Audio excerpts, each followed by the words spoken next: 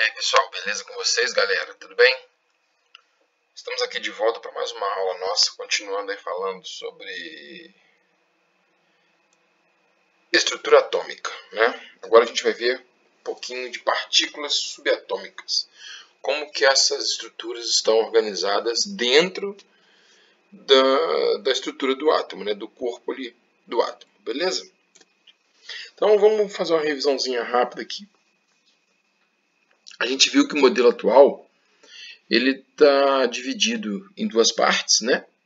O núcleo, bem pequenininho ali, onde se encontram os prótons e os nêutrons, prótons de carga positiva, nêutrons de carga neutra, né?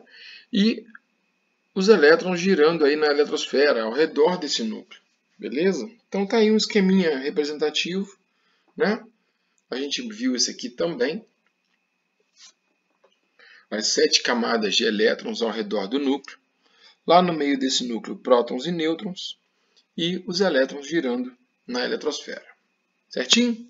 Todo mundo lembra disso aí? Então vamos dar continuidade aí, galera. Nossa aula então começa efetivamente aqui, né? Aquilo era uma revisão, a gente já tinha visto aqueles conceitos. Então, a gente viu que dentro do átomo a gente tem 3 partículas, né? 2 no núcleo e uma na eletrosfera. Que partículas são essas?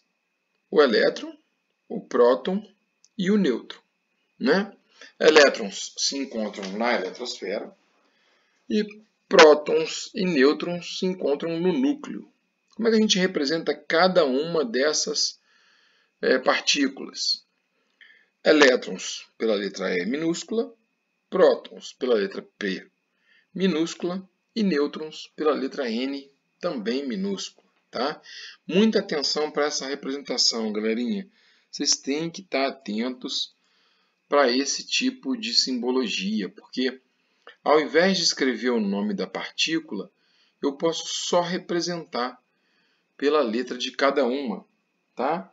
E aí, vocês têm que saber se eu botar um Ezinho lá, significa elétron. Se eu botar um Pzinho, significa próton. Se eu botar um Nzinho, significa que eu estou falando dos nêutrons, tá? Lembrando que quando eu estiver falando de átomos, né, galera? Essas letras podem aparecer em outros conteúdos, representando outras coisas. Aqui a gente está falando de estrutura atômica, modelo atômico, partículas subatômicas. Então, cada letra tem a sua representação, né?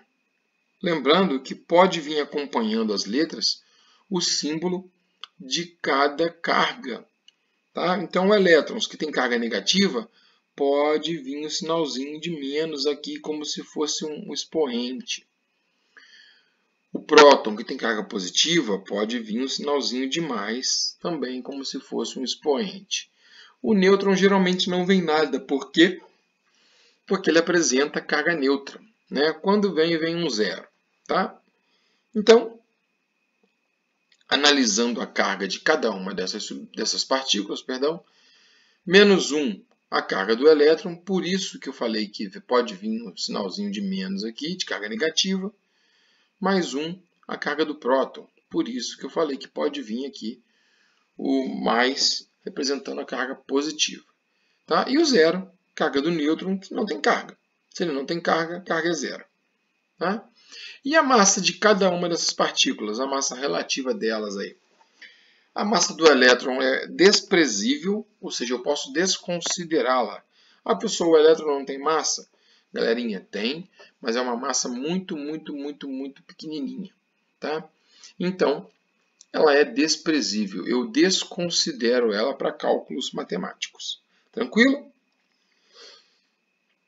1 a massa do próton e também 1 a massa do nêutron. Então, olha só. A gente viu que o átomo é formado por duas partes, né? O núcleo e a eletrosfera. Prótons e nêutrons se encontram no núcleo e elétrons se encontram-se na eletrosfera. Se elétrons têm carga desprezível e prótons e nêutrons têm carga 1, perdão, carga não, galerinha, massa, está aqui, ó, massa, está escrito aqui, massa, não é carga, estou falando de massa, Ó, perdão, desculpa aí, tá? A gente está falando da massa dessas partículas. Elétron tem massa desprezível e prótons e nêutrons têm massa 1 e se encontram no núcleo. Então, galera, a massa do átomo vai ser dada totalmente pela soma de prótons e nêutrons. Beleza? Então aqui, ó, vamos ver como é que está distribuído isso aqui. O átomo é um sistema eletricamente neutro. Possui números iguais de prótons com carga positiva e elétrons com carga negativa. Sendo assim, um átomo de carbono que tem 6 prótons, número atômico igual a 6, tem carga positiva de 6 e carga negativa de 6. Tem 6 prótons e 6 elétrons. Aqui é a representação que eu falei, ó, o P+, e o E-. Tá? P+ significa prótons e E- significa elétrons. Então, 6 prótons e 6 elétrons para o carbono, que tem número atômico 6. Já a massa desse nosso átomo vai ser dada pela soma do número de prótons com o número de nêutrons. Olha lá. Então, a massa atômica, que é representada pela letra A, vai ser a soma do número de prótons com o número de nêutrons. Beleza? Continuando aí, nosso modelo atual. Então, o número de prótons ele determina o número atômico do elemento químico. Ele vai ser representado pela letra Z. Então, Z igual a P. Né? Prótons são as partículas de carga positiva que se encontram no núcleo. E essas partículas que caracterizam o nosso átomo. Eu sei qual átomo é qual exatamente por esse número de partículas positivas. Então, eu citei no exemplo anterior ali o carbono, com 6 prótons, número atômico igual a 6. O oxigênio, com 8 prótons, número atômico igual a 8. O hidrogênio, um único próton, número atômico igual a 1. Tá? E assim sucessivamente. O número atômico representa o número de prótons do elemento. E a gente já tinha visto anteriormente que o número de prótons é igual ao número de elétrons. Então, se nós tivermos um átomo neutro, muita atenção para isso, o átomo tem que ser um átomo neutro, cuidado, tá? Para um átomo neutro, o número de prótons é o número atômico que é igual ao número de elétrons. Ok, galera? Dúvidas aí? Mandem mensagem perguntando para tirar a dúvida, hein, pessoal? E como que eu represento um elemento químico depois disso tudo que a gente viu? Eu vou usar um símbolo, né? Aqui um símbolo genérico representado pela letra X. A massa atômica fica escrita sempre na parte superior desse símbolo, né? E o número atômico escrito embaixo, na parte inferior do símbolo. Tá? Pode aparecer a massa atômica aqui à direita, né? Na parte superior à direita. Não é muito comum, não, mas pode aparecer. Tá? Geralmente o que vem aqui à direita é a carga, mas pode aparecer, então não confundam. Ah, professor, como é que eu vou saber se é massa ou se é carga? Geralmente a massa, galera, é um número muito grande. Tá? Embora haja átomos com massa pequena, a massa é um número muito grande. E a carga varia aí entre 1, 2 e 3, sempre acompanhada de um sinal. Mais 1, mais 2, mais 3, ou menos 1, menos 2 e menos 3. E o número atômico representado na parte de baixo. Esse não pode variar. Esse vem sempre escrito à esquerda, na parte inferior do símbolo. Tá? E que símbolos são esses?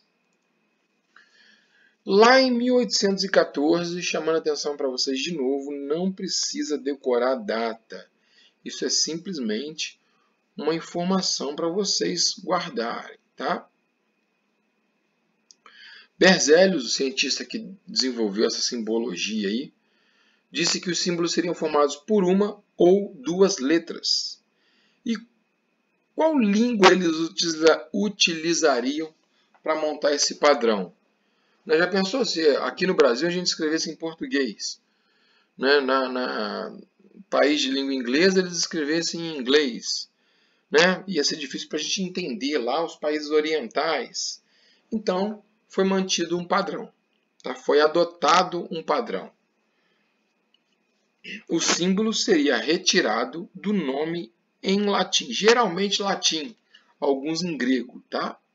Mas o símbolo seria retirado do nome em latim aqui. E aí, né, formado sempre por uma letra ou duas letras. Ah, professor, o que determina se é uma ou se é duas?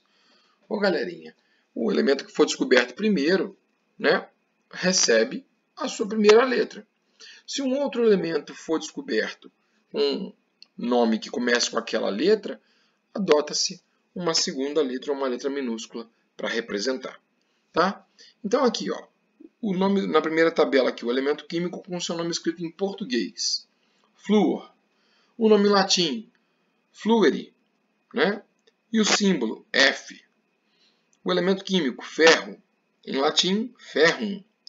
E o símbolo Fe. Reparem que há algumas coincidências, né? Por exemplo, o flúor em latim e em português, o ferro em latim e em português. Então, a gente tem uma semelhança aqui com a língua portuguesa, né? Mas, por exemplo, esse nosso próximo elemento químico aí, ó, o ouro, em latim se chama aurum e o símbolo ficou AU. Então, ó, em português ouro, mas o seu símbolo é AU.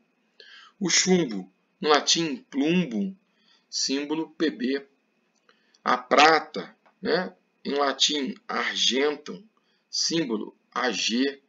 Lembrando aqui do nosso país vizinho, né, a Argentina, exatamente por ser uma região muito rica em prata. Né? Enxofre, sulfur, S. Oxigênio, oxigênio, O. Mercúrio, hidragírum. Aí, galera, olha que nome feio o nome do mercúrio. Consequentemente, o seu símbolo é Hg. Tá? E aí, só para ilustrar o que eu falei para vocês, né, a representação do elemento químico, a importância dessa classificação. O ferro, né, que em inglês se escreve iron, em espanhol hierro, alemão Eisen, francês fer e latim ferrum. E aí, qual símbolo a gente adotaria? Né? A gente acabou de ver que foi padronizado em latim, alguns em grego, mas a grande maioria em latim, e por isso o símbolo do ferro é Fe. Beleza, galera? A gente fica por aqui. Recomendo novamente a vocês, acompanhem pelo nosso material didático. A nossa aula está sendo preparada toda em cima do material didático. E tragam suas dúvidas aqui para os comentários. Tá? Comentem o vídeo aí, tragam as dúvidas. Vamos estudar, vamos manter o nosso conteúdo progredindo. Tranquilo? Forte abraço para vocês, a gente se vê no próximo encontro.